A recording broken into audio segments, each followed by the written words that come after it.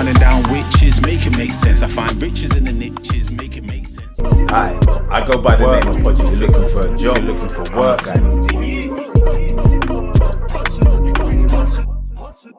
Hi, I go by the name of Podgcast Figures. I want to introduce somebody today, Simbad, the founder and owner of Amigos in Southall. Listen, people, today somebody will learn something. Somebody will take away a gem. Simbad, what are we doing today? How you doing, Podgy? You okay? I'm good, man. I'm good. Look, the number one question is, what is Amigos? Yes, Amigos, okay. Amigos is more than just a burger brand. It's a place where people come to eat, chill, feel comfortable. So my idea come when I saw a gap in Southall. Because I live in Acton, Amigos in Acton was booming with halal burgers, milkshakes, half chicken, wings, and it was a nice vibe. And the people behind that idea were good people. So I spoke to them before when I was first interested, when they first opened, because they had some beautiful garlic sauce and chili sauce where you could not find it anywhere. It originally came from one of the owner's dad, where he had it in his shop and people were queuing for that garlic sauce. And if you know Amigos, you will know about the garlic sauce. So it was really tasty. That's why when I decided to do Southall, I knew there was a market for it, for a halal beef burger, because Southall tend to be more Indian, Pakistani, hardly no beef burger shops. So that was 6 years ago. So 6 years, you've had Amigos for 6 years now? Yes, bro. Now that's good to hear. Listen, have you come from an entrepreneurial kind of background before? Brother, I'll say not really in a traditional sense. I didn't grow up with a blueprint, but I was always surrounded by people hustling, running shops, grafting, and that definitely rubbed off on me and shaped me of how I should think, really. Should we tell them, like, we first tried to do this in Amigos Southall, but because of it being loud with the school kids and just it was just a bit like manic, it was busy, so I decided to call my friend. As you know, burgers, like it opens doors. All I had to do is say, brother, can I use your house? I'll give you a Jacob meal. It was no problem. Yeah. So Simbad, so how old was you, when you said to yourself, you know what? I'm gonna bet on myself. I'm gonna go out there on my own. That's a good question. I would say in my early 20s. That's when I knew, when it hit me, that no one is going to hand me nothing, and I just got to grind myself. And This is what it was. You know, when you leave school and you go to college, it's a big transition. I remember. And that's when I said to myself, I need to make something my way, not in a big headed way, work for someone else and build them. I'm going to try to make myself like in my own avenue, in my own time. Because I remember when I first worked, like I called in with a family emergency. The guy basically didn't care. He just said, I told him, and he said, when are you coming in? There was no compassion, nothing. So from there, that brought that fire in my heart to do it my way or the highway, basically. No, I hear that. Yeah. You know what? At the end of the day, some people got to take a journey where you work for a bit and to support, your dream and stuff like 100%, that. you gotta see it, you gotta feel it to make something happen. Nothing comes easy. Sometimes when one door closes, another one opens. And when there's opportunities, you just gotta grab it. So that's true. You gotta go through things like 100%. ups and downs. You can't be a good general without being a great soldier. So of course. You start from the bottom. But this is the problem now. This everyone wants to be bosses and generals. They don't want to put in the work. And this is what the problem is. No, I hear you. Before our generation, our family put in the graft to build a foundation for us. But now it's just a bit changed. But it is what it is. This is why when you asked me, do I want to come on the podcast, I said, as long as we help one person, like we motivate them and we push them into something that they might want to do, I'm all for it, you know? Yeah, no, that's good. That's good to hear. Another thing I wanted to know as well, see on your journey, was you in a relationship at all? Like, did you have a partner? And if you did they understand or see your vision? Or did they even stay up? Like, are you still with them now? Or did it end up breaking up? I was, and I'm not going to lie, it was tough. You know, when you're building something, your time and energy is stretched. Yeah. But communication is key. Okay. Having someone who understands your vision makes a massive difference. This is the truth. You have to choose the right person, and they have to understand you, not be against you and make things problematic. They need to really understand.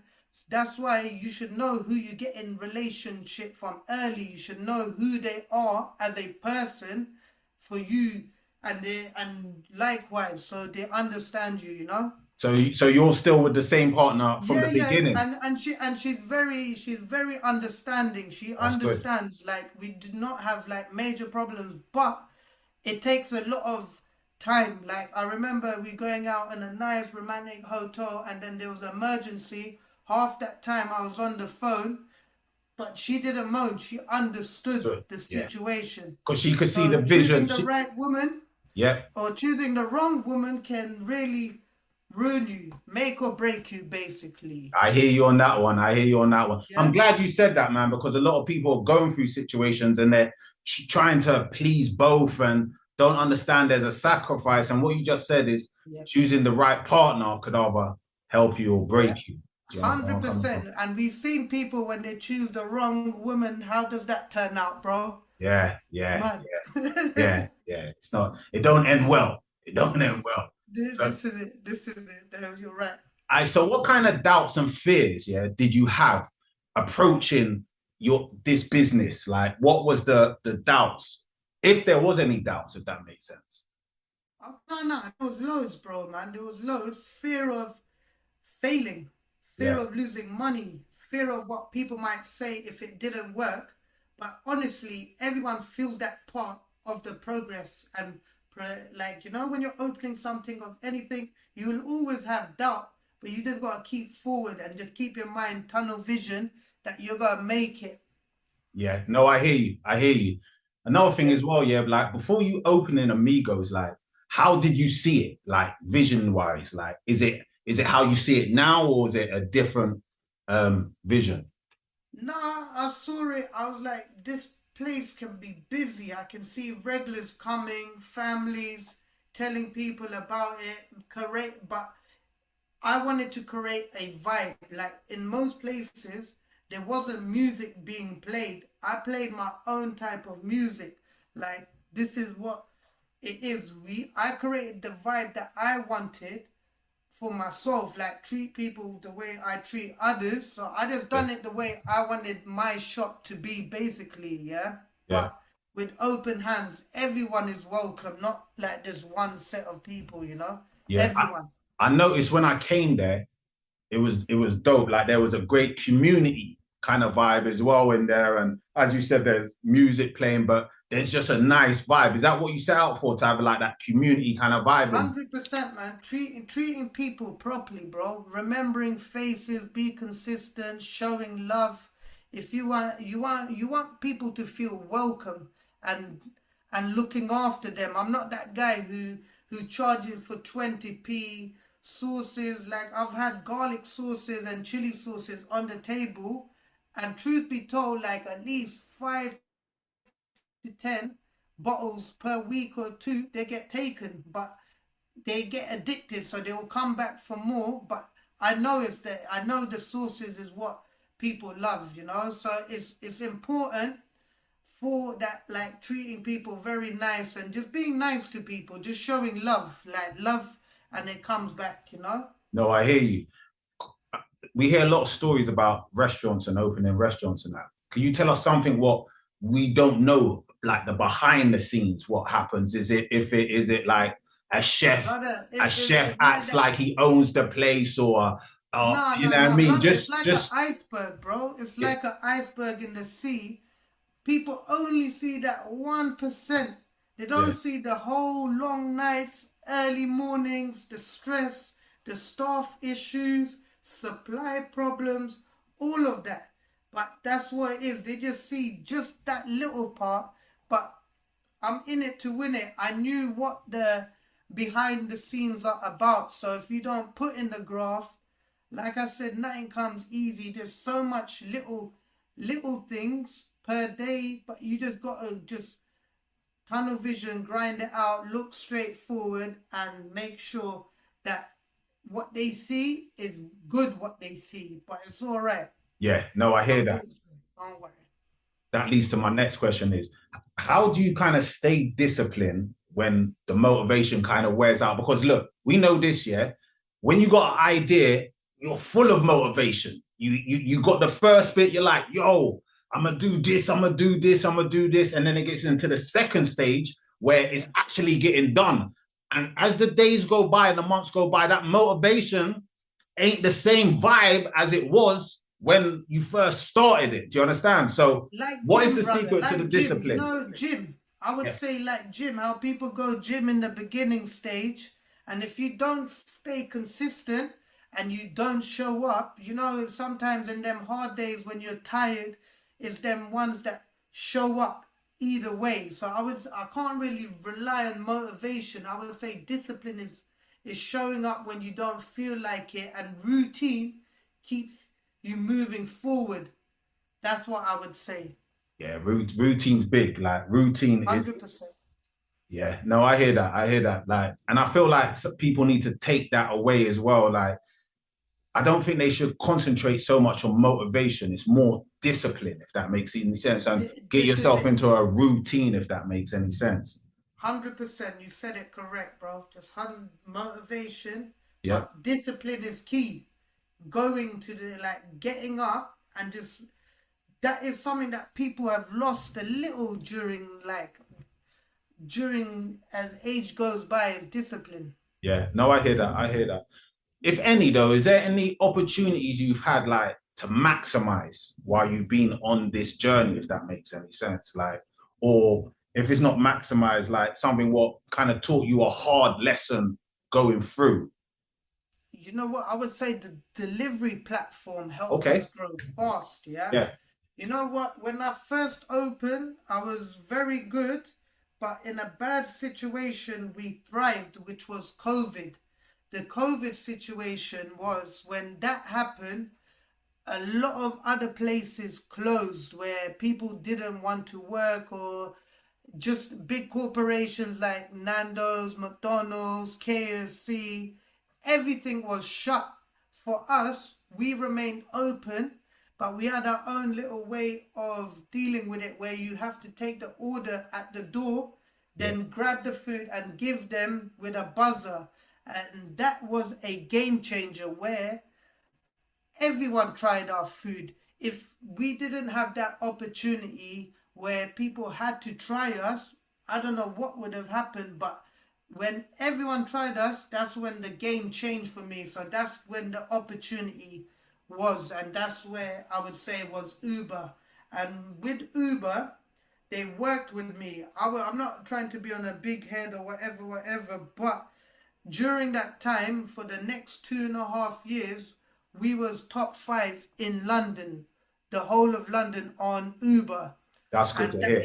that is what changed for me, was everyone got to try Amigos, and it benefited Amigos themselves, and it was good for me. Yeah. No, that's good to hear. That's good to hear. You was one of the businesses while COVID was happening, you was thriving, if that makes any sense. So that is a good thing to hear. Alhamdulillah, like yeah, God willing, that's Yeah. true. That's No, true. I'm not gonna lie. another thing as well, yeah, when opening up a business or starting something or even pivoting another direction, yeah, a lot of us go through this overthinking stage. Like we overthink the idea so much. Is there any light you could shed on overthinking? I think when you're stuck and not making decisions, sometimes you just have to move and adjust later and just learn on the go, bro. What do you achieve when you overthink? You can go crazy when you just think too much. You Yeah. know? You just Yeah, gotta keep it no, moving. definitely. I agree with that. I feel like you should put one step forward and keep moving. Do you understand? This is it. And you know what I mean? If you fall, you get yourself back up, you dust yourself, and you keep going again. I don't believe in just keep thinking on the idea. Reason why I don't believe that is I feel like you're draining yourself. You're draining the energy. Like you should be using that energy to say, you know what? Let me just take one step forward. And then the next day I'll take the next one. This is it.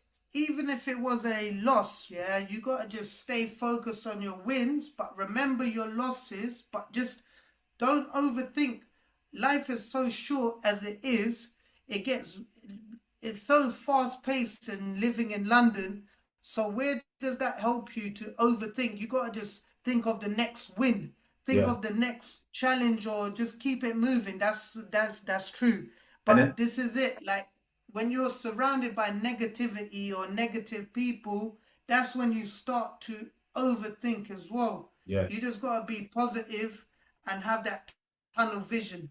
And is it a loss, yeah, when you've learned a lesson from it? But you turn Do you understand where I'm coming from? right? Like, but you learn from it's a learning. That's exactly it. That's why I don't really call it.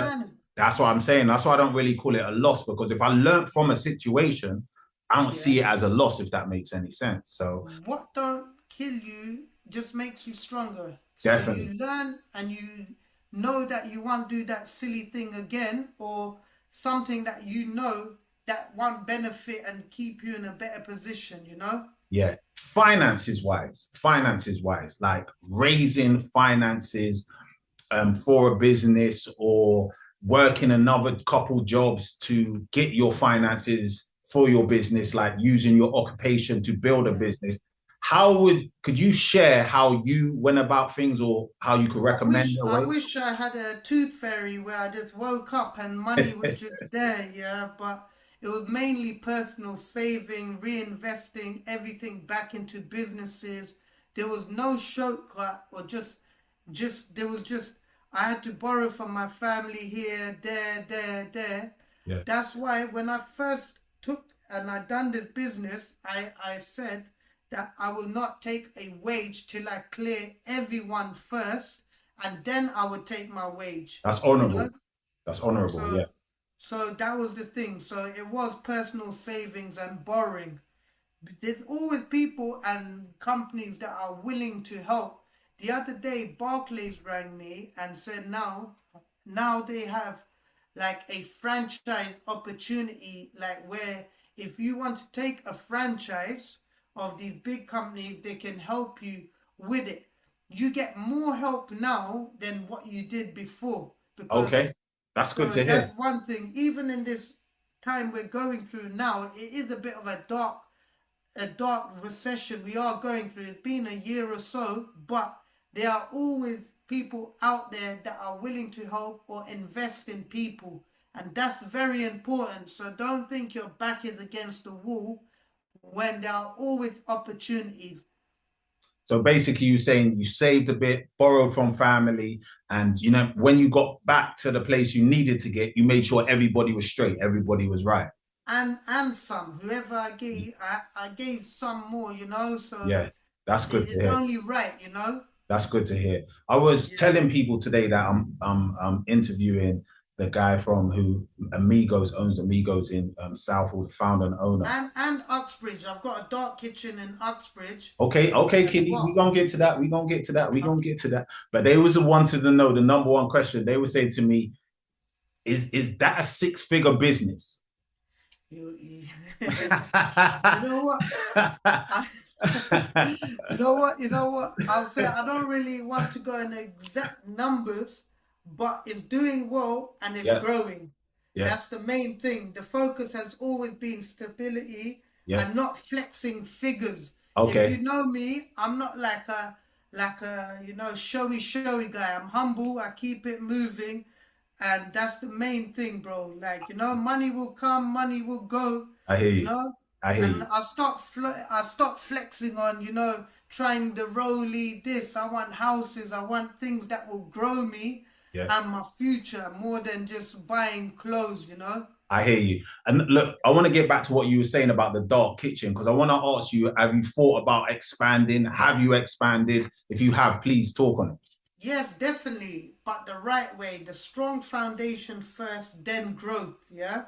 So with this dark kitchen that I done, it came back from Uber being very like they wanted to work with me, so they said your numbers are good, so we will invest in a like give you a good rate. So I said I'm going to do one in Uxbridge, and it's been around 5 years now, and it's ticking along very nicely. People have become regular customers there. It's delivery platform only, so Okay. it's on Uber, Deliveroo, Just Eat, all these deliveries, because you know and I know when we were young we had to go out physically get food, and then after COVID, yeah, like it completely changed. Like I remember me and my friends go out and eat. Now it's more what are we ordering is Yeah. is completely changed now. Yeah. No, I know So what you're yeah. saying. Yeah, it's definitely that. It's a delivery service. People want it at their doorstep, at the comfort of them. Can Yeah. you remember when we didn't have these Nah, luxuries, nah, nah. We had to queue up somewhere or go somewhere right? and kind of grab it. I know them ones. Yeah, yeah, There's something else as well that yeah. entrepreneurs don't know about it, but they seem to stumble on it when they say, "Oh, I want to get a business. I want to employ people. I want to have people." Could you talk on about managing people? That is one of the hardest parts. You are dealing with people's personality in the food game. You're dealing with their moods, you're dealing with their expectation. That is the core of the food game, is the people. With me, I would say I'm lucky enough to have a great team in both Southall and Uxbridge. I built a team in Southall that are kind of still with me to this day, where that is very unlikely. People are more revolving these days, like, and this is something why people like coming to my Amigos, is because of my staff. They have built a nice relationship with customer and staff, and that is very important. But you got to understand, you got to look after them. You got to let them live a life. It's not just, oh, you're working, working, working. That's when you will lose their quality, and you want them like to be up there and enjoying it. So if they want days off or anything, I'm always trying to help, but they help each other. So that is the most important, is the people who are with you, because now I don't need to be there. It's a bit on autopilot due to my staff and their motivation and not letting me down and the quality down, you know? Yeah, no, I get it. And as you said earlier on, when you was in a job and something happened and you tried to phone up, there was no empathy, there was no sympathy there. So it sounds like you learned Yeah. from that scenario and then you brought it and incorporated it into your business. This is the reality. Yes, you're right. Yeah, That yeah, that is true. yeah. No, That is true. Yeah. that sounds good. It Yeah. is the businesses you've built now, has it provided a lifestyle that you're happy with, or is it still an ongoing kind of thing? It's demanding. It's demanding, I'll say, but it gives me purpose and control over my future. And balance is everything. So it's given me, like, yes, I would say I still go to the gym. I still eat out, like fine dining, hopefully, go on holidays, but I put in the work. Yeah, You play hard, yeah, and then you work hard, then you play hard, you know. So yeah. it has provided me with a lifestyle that I like. Yeah, I would say. Now this is important here. So going on this journey here and building what you've built, how important is it surrounding yourself with like-minded people, the right people? Brother, that's massively important. The right people will push you forward, especially when things are tough. And I feel like my friends are still my friends from school. Yeah. to this day. So I feel like we are like-minded and we push each other in a nice way.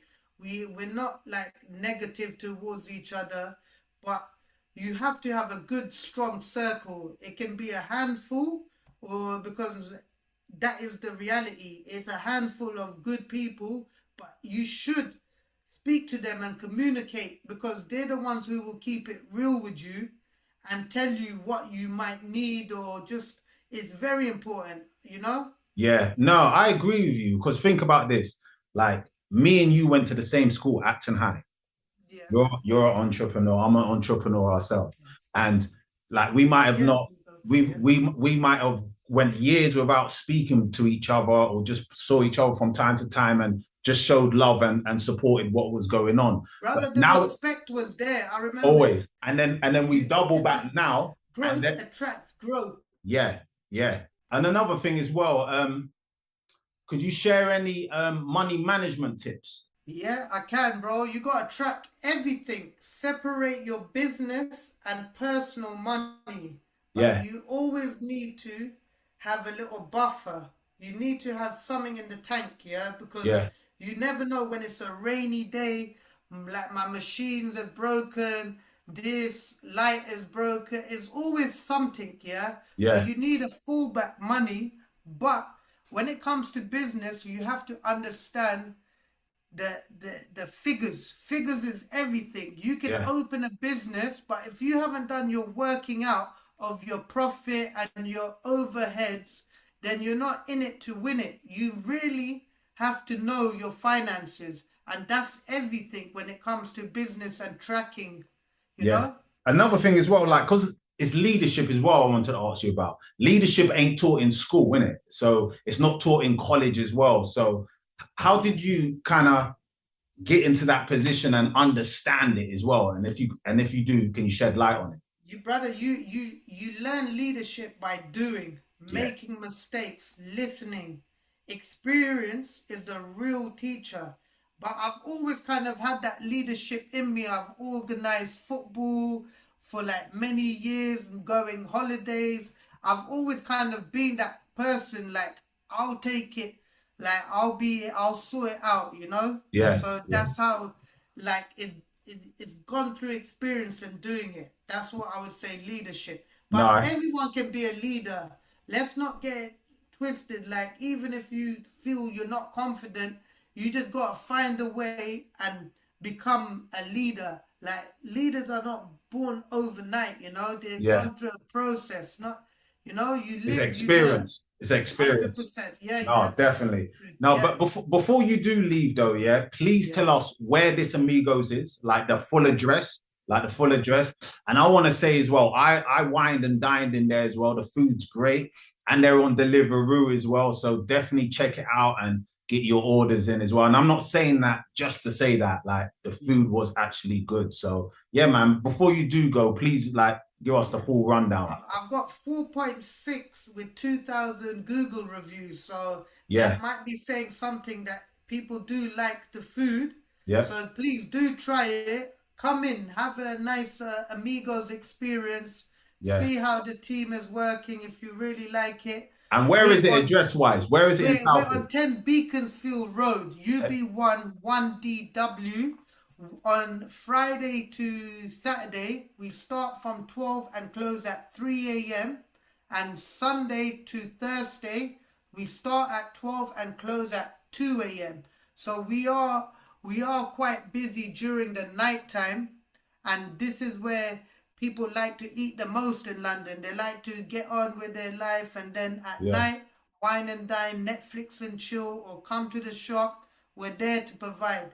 10-10. I have my own Simbad wrap, which has gone to all the Amigos. It started in Southall, but it's gone everywhere. So do try that.